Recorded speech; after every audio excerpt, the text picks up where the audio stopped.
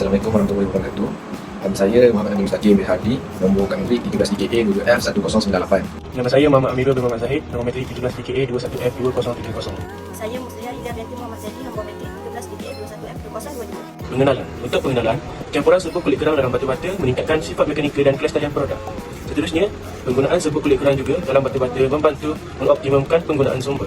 Dan yang ketiga, pendekatan ini menyokong amalan pembinaan yang lebih lestari. Seterusnya, penyataan masalah. Batu bata biasa mungkin tidak cukup kuat untuk struktur besar atau beban yang tinggi.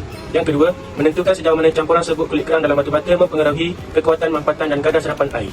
Objektif yang pertama, mengkaji kesesuaian nisbah bacuan cengkerang sebanyak 5%, 10% dan 15%. Objektif yang kedua, menentukan ujian kekuatan mampatan dan serapan air. Yang ketiga, membuat perbandingan nilai kekuatan mampatan dan serapan air antara sampel yang standard dan sampel yang mempunyai bahan tambah. Untuk metodologi, mula yang kedua penyediaan bahan seperti simen, pasir, air dan cengkerang. Seterusnya, pembuatan bekas acuan batu bata. Penghasilan bacuan mengikut nisbah 5%, 10% dan 15%. Seterusnya, penyediaan sampel batu bata. Ujian yang dilakukan ialah kekuatan mampatan dan resapan air. Seterusnya, pengumpulan data dan analisis, kesimpulan projek dan tamat. Penyediaan bahan. Bahan-bahan yang berada dalam projek kami adalah pasir, simen, air dan kulit kerang. Langkah penyediaan. Yang pertama, cengkerang dikumpulkan dan dibersihkan. Seterusnya, cengkerang dihancurkan menjadi kepingan-kepingan kecil. Seterusnya, cengkerang yang dihancur dan dianyat menggunakan sieve analysis equipment melepasi saiz 4.75 mm sebelum dicampurkan dalam bacuan bata, simen dan pasir. Cengkerang yang telah ditapis dan menjadi kepingan kecil setelah melepasi saiz 4.75 mm.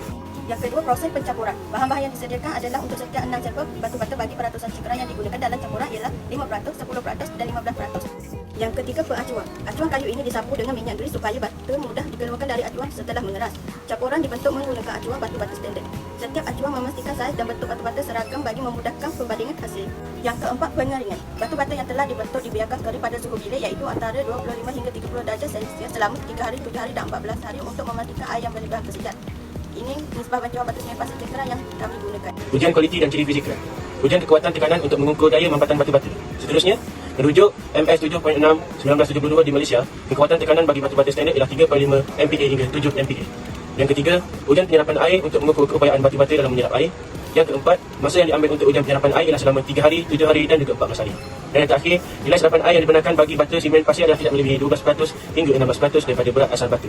Yang keenam, analisis data. Keputusan ujian akan dianalisis untuk melihat perbezaan ciri-ciri batu bata dengan campuran cengkerang mengikut nisbah yang digunakan. Hasil ujian akan dibandingkan dengan piawaian batu bata komersial bagi menentukan keputusan dan penggunaan cengkerang sebagai bahan. Untuk penilaian produk pula, yang pertama adalah inovasi lestari yang menggunakan kulit kerang sebagai bahan tambah. Sebagai bahan tambah yang boleh diambil daripada sisa industri perikanan, dan ia dapat mengurangkan pembaziran dan memanfaatkan sumber alam. Yang kedua adalah kekuatan lebih tinggi. Kulit kerang meningkatkan daya tahan dan kekuatan batu bata. Dan juga dia lebih kukuh dan tahan lama berbanding batu bata konvensional seperti batu bata biasa di pasaran. Dan juga yang ketiga, ia sangat bersih alam, dapat mengurangkan sisa industri dan jejak karbon, dan juga menyokong konsep kelestarian dalam proses pengeluaran. Dan yang keempat adalah aplikasi luas yang sesuai untuk pembinaan rumah, bangunan konvensional dan projek hijau. Boleh digunakan untuk dinding dalaman dan luaran. Ini ialah keputusan ujian mampatan batu bata standard pada hari ke-7 dan hari ke-14. Kekuatan mampatan untuk renggaman selama 3 hari, yang kita boleh lihat seperti kata-kata berikut. Ini keputusan ujian mampatan batu bata yang ditambah dengan kulit cengkerang pada hari ke-7 dan hari ke-14. Ini graf kekuatan mampatan dan beban maksimum. Ini keputusan ujian kadar resapan air bagi projek kami. Ini graf peratusan kadar resapan air. Kami mempunyai 4 potensi di pasaran. Yang pertama adalah industri kita semula pembinaan yang dapat memanfaatkan sisa industri iaitu cengkerang untuk produk pembinaan dan dapat juga mengurangkan sisa dan jejak karbon. Yang kedua adalah pembinaan pengguna untuk produk inovatif yang dapat menarik kepada pengguna yang mementingkan alam sekitar dan inginkan produk berkualiti tinggi. Yang ketiga adalah kos pengeluaran dapat dikurangkan. Bahan mentah untuk cengkerang lebih murah menjadikan produk ini lebih berdaya saing. Dan yang keempat adalah potensi ekspor. Boleh diekspor ke negara yang mempunyai permintaan tinggi terhadap bahan bersih alam.